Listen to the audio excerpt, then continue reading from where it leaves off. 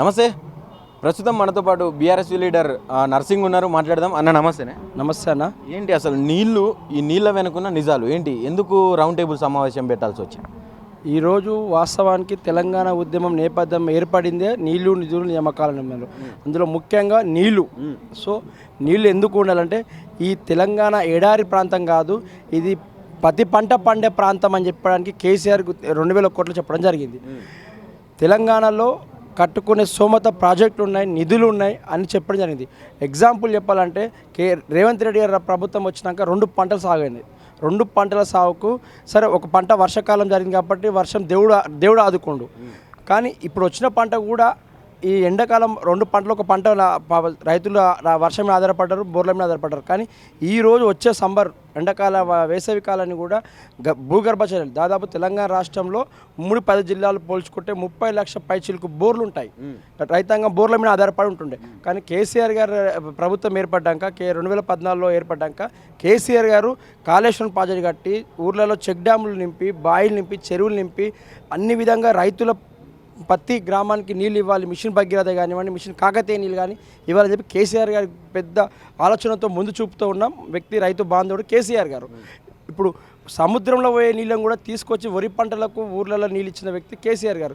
ఈరోజు ఈ రాష్ట్రంలో కాంగ్రెస్ ప్రభుత్వం ఏర్పడ్డాక నల్గొండ జిల్లా నాగార్జున సాగర్లో ఉన్న డ్యామ్ పైకి తెలంగాణ అధికారులు పోతే కూడా రానివ్వకుండా చేసిన ఆంధ్ర పాలకులు ఇంతవరకు దానిపైన నోరు మీద పని ఇరిగేషన్ మినిస్టర్ కానివ్వండి, నల్గొండ జిల్లా 2 మంత్రులు కూడా కానివ్వండి, దద్దమ్మలు, ఈ ముఖ్యమంత్రి పక్క పాలకులకు సేవ చేయడానికి తప్ప తెలంగాణ రాష్ట్రానికి సేవ చేసే కాదు, ఇది ప్రజాపాలన కాదు, తెలంగాణ ఆగమేష పాలన అని చెప్పి చెప్తున్నా. ఈరోజు ఇంకొక మాట, ఈరోజు కేసీఆర్ గారు ముఖ్యమంత్రి ఉన్న 10 సంవత్సరాలు ముఖ్యమంత్రి ఉన్నప్పుడు, రేవంత్ రెడ్డి ముఖ్యమంత్రి ఉన్నప్పుడు కేసీఆర్ గారు 10 సంవత్సరంలో వరి సాగు ఎంత వెళ్ళింది, రేవంత్ రెడ్డి గారి వరి సాగు ఎంత వెళ్ళింది, ఆర్టీ అధికారులు వేద్దాం, దమ్ముంటే చర్చకు వస్తావా రేవంత్ రెడ్డి అని అడుగుతున్నాయి. ఈరోజు అంటే ముందు ఆలోచన లేదు. ఎండాకాలం వస్తే ఊర్లు ఎడారి అయితే చెరువులు ఎండిపోతాయి, బాయిలు ఎండిపోతాయి, అన్నీ ఎండిపోతాయి. నీ గవర్నమెంట్ రికార్డు ప్రకారంగానే నువ్వు చెప్పిన ఏ జిల్లాకైనా పోదాం, జైరాబాద్ నుంచి ఖమ్మం పోదమ్మా, ఆదిలాబాద్ నుంచి మన మహబూబ్నగర్ పోదమ్మా, ఉమ్మడి 10 జిల్లాలో ఏ గ్రామానికైనా చర్చకు సిద్ధమ్మా. నీళ్ళపైన నేను చెప్తున్నా తప్ప నేను ఇంకా వేరే విషయాలపైన కాదు. ఈరోజు వచ్చే వేసవికాల పంటలకు ముందు చూపు ఆలోచన లేని ముఖ్యమంత్రి ఉన్నారంటే ఈ దేశంలో రేవంత్ రెడ్డి. అంటే అద్భుతంగా కాంగ్రెస్ ప్రభుత్వంలో రైతులు అద్భుతంగా సాటిస్ఫాక్షన్గా ఉన్నారని కూడా చెప్తా ఉన్నారు. మరి ఇవన్నీ ఉత్తమాటలు అంటారా? ఒకసారి పోలీసు బలగాలను పక్కన పెట్టి వాళ్ళ నాయకులను, వాళ్ళ మంత్రులను, వాళ్ళ ఎమ్మెల్యేలను, ముఖ్యమంత్రి రేవంత్ రెడ్డి గారిని ప్రజలకు రమ్మని చెప్పు. వెనకట్ల దొంగని చెప్పుతో కొడుతున్నారు, పట్టుకుంటే ఊర్లో కట్టేసి అట్లా రేవంత్ రెడ్డిని కొడతారు. రైతు బంధువు లేదు, ఇంతవరకు వేస్తా అని చెప్పి మళ్ళీ మార్చి 31 చేసాడు. తెల్లారి చేస్తాడు, ఏప్రిల్ ఫుల్ చేస్తాడు అందరినీ. ఎందుకు 26 నైట్ 12 తర్వాతనే పడ్డాయి కదా రైతు బంధు? నేను ఏమంటున్నా, ఏ విధంగా నువ్వు ఇచ్చిన హామీ ఏంది అంటున్నా. నువ్వు ఫస్ట్ ఏమన్నావు, మేము గెలిచినాక 9వ తారీఖు అంటే అన్నాడు. 7వ తారీఖు ప్రమాణ స్వీకారం చేసినాం. 3వ తారీఖు నాడు వచ్చిన ఫలితాలతో 7వ తారీఖు ప్రమాణ స్వీకారం చేసినాం. 9వ తారీఖు మా సోనియమ్మ బర్త్డే రోజు నాడు పక్కా తీసుకోరని చెప్పినావు. ఇంతవరకు ఏమైంది అన్నావు? 26 అన్నావు, మళ్ళీ ఇప్పుడు 31 అన్నావు. అంటే మాయ మాటలు చెప్పి కాలయాపన చేస్తున్న తప్ప ఏ ఇరిగేషన్ కానీ ఏ పథకాల పైన కానీ సోయలేని ముఖ్యమంత్రి చెప్తున్నా క్లియర్గా. ఇప్పుడు ఫిబ్రవరి 1 నుంచి కేంద్ర ప్రభుత్వం బడ్జెట్ పెడుతుంది.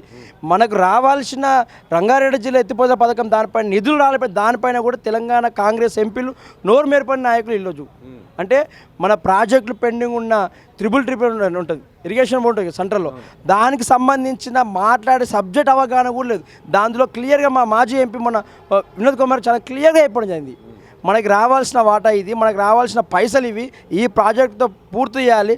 ఒక్క పైసా కూడా ఇవ్వకుండా, కేంద్రం ఇవ్వకుండా కూడా కేసీఆర్ గారు ఇది తెలంగాణ, ఇది దేశానికి దిక్చూచి అని చెప్పిండు, చూపించిండు.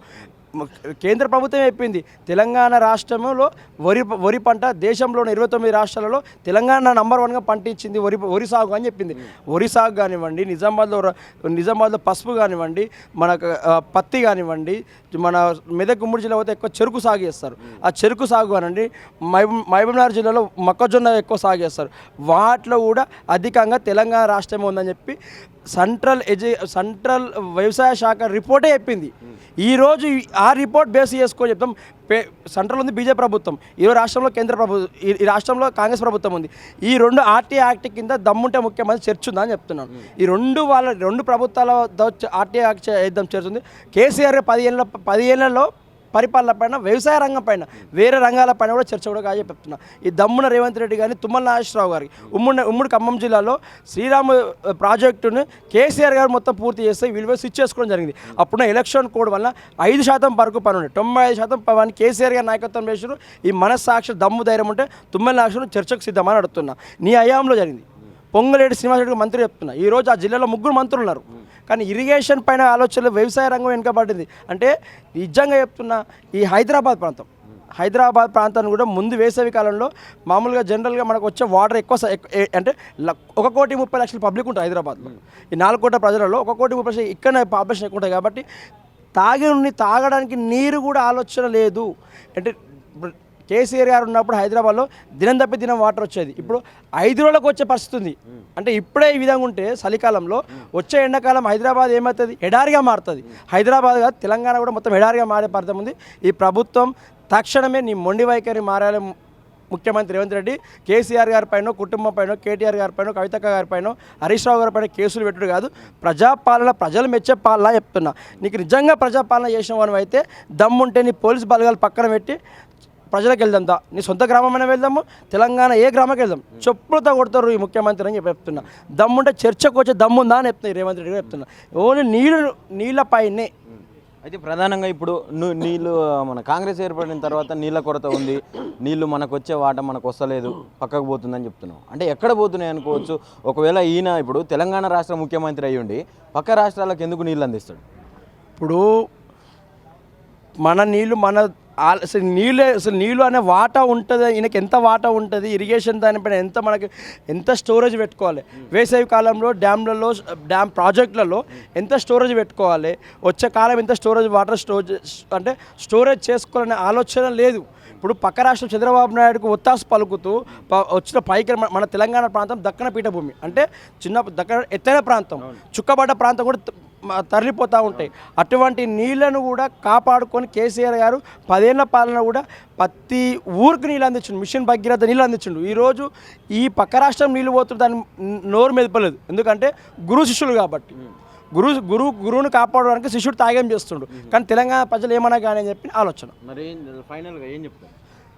ఇప్పటికైనా మొండి వైఖరి మారాలి, ప్రజాపాలన పైన అవగాహన పెట్టాలి. నీళ్లు, నిధులు, నియామకాలు నిరుద్యోగుల పక్షాన కానీ, రైతుల పక్షాన కానివ్వండి, ఇరిగేషన్, ఇప్పుడు వ్యవసాయ రంగం కాకుండా పారిశ్రామికవేత్తల వారి కార్మికుల పక్షాన కానివ్వండి, విద్యార్థుల పక్షాన కానివ్వండి, అన్ని వాటి మీద ఆలోచించి 420 హామీలు అమలు చేయాలి.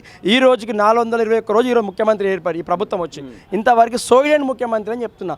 ఎంతసేపు రియల్ ఎస్టేట్ చేసేవానికి ఎంతసేపు ఏం ఆలోచన? దోచుకోవాలి, దాచుకోవాలి.